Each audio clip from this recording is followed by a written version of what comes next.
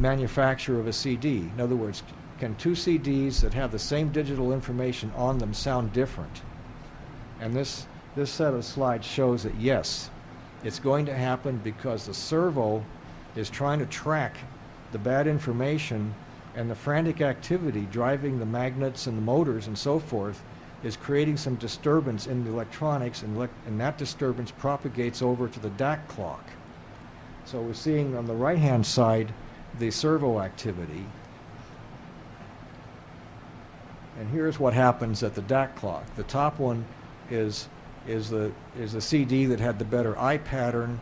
The bottom one is the CD that happened to be copied at very high speed and had a bad I pattern. So yes, the quality of manufacture of a CD makes a difference in what you hear. And this shows one of the ways that this can happen.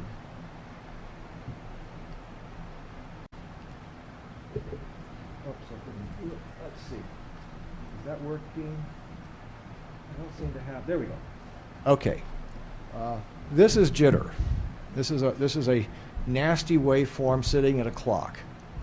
And the little spiky things sitting up on top are propagation through a power cord that got into the transport where this originated and went through the servos in the transport and ended up at the DAC. So, and you can see it's a rather nasty looking thing. And this is the kind of stuff that one finds in sleuthing. And it's, of course, difficult to interpret what might be happening from this.